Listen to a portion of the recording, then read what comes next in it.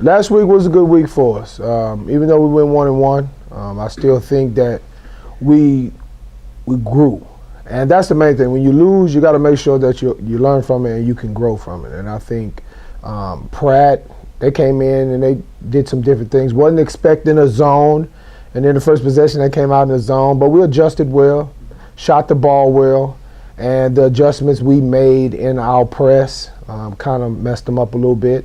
And so I was excited to see us getting steals once again. I haven't seen that from us in about 3 or 4 games. So understanding that our zone press is working a little bit better, that was good for us. And we shot the ball good. And I think we kind of carried that over into Seward, being able to get off the bus 5.5, 6 hours, and then just shoot 50% in the first half. And for the game, we still shot about 40%, even though we shot 33% in the second half. So very excited about us out-rebounding them, and that was good. But our energy the whole week was better. And I continually tell my girls, I said, man, we're a good team collectively. And when we play with energy, when we share the ball, I mean, we had 19 assists. When we play that way, we're a pretty good team, and we can beat a lot of good teams. So even though we were 1-1, it's still better than 0-2, and it was a good learning experience.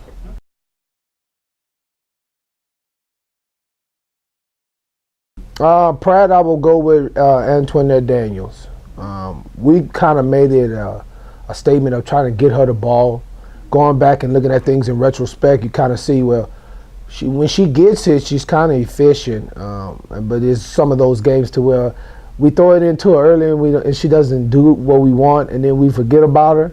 And so in shoot around, I made it a statement of saying, hey, we're going to get her the ball, we're going to get her the ball. I mean, girlfriend went 8 or 9. I want to say she had 19 points or something like that. So I would have to say her for Pratt. And then for this last game, I'm going to give it to my whole team. I'm not going to say anybody individually. I'm going to say my whole team played well. We shared the ball at a very good clip. And when we shared like that, we're a real good team. So I'm not going to pick nobody for that. I'm just going to say my whole team played well.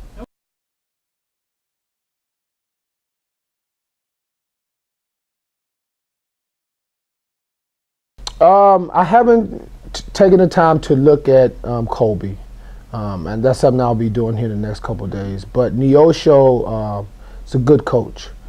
He gets his girls fired up. He knows how to motivate them. And they're actually doing a little better than what they've done in the past couple of years. They beat some teams that they haven't beaten the last couple of years, and made it tough on some other teams. So that's going to be huge for us getting back on the road and then going down there and play them. They're going to throw a lot of stuff at us, zone-wise. Every zone that you can think of in the book, he's going to do it. He's a good coach. He knows how to mix it up. And like I say, he's gonna motivate his kids to play hard. So it's gonna be a tough game for us, a good atmosphere, but I think it should be a game we go down and win. And then Saturday is gonna be the toughest game of the year. I mean, we've played Seward, we've played Hutch, but it's gonna be the toughest game because school's out, it's Christmas, and everybody's thinking about what they're going to do when they go home. And so keeping them mentally focused is going to be tough. And that's one thing I'm going to preach all week long is make sure you studying for your finals. But after that, make sure you still locked in. We got 2 games to go. And these 2 games could propel us to 6-3. And going into the break, having a good record like that, that can do wonders for you on the back end. So keeping them mentally focused for that Saturday game when you know 7 hours from now you're going to be on a flight going home and you're going for 2 weeks.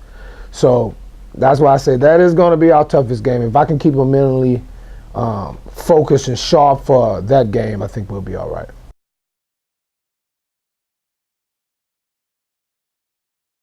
Well, we play Kobe on the 10th, and then I'll let them know right after that, if you want to go home, you can go home. So we let our Kansas kids that are closer to home, leave. And then on Sunday, the ones that, out of state have to take a flight, we go and drop them off on Sunday. A lot of them have gotten their flights already done 2 and 3 months ago. So we're going to let them go home on Sunday. And then they have to be back on the 26th. And that'll give us a full week before our first game on January 4th. So they actually get a little bit better break than they normally did in the past. I'm going to say last year our final game was like the 12th or the 13th. And so that kind of split up their time a little bit. But being that we play on the 10th and then we don't play again till the 4th, that kind of helped them out as well. So I'm sure they're going to enjoy their 2 weeks. Just make sure they don't enjoy it too much.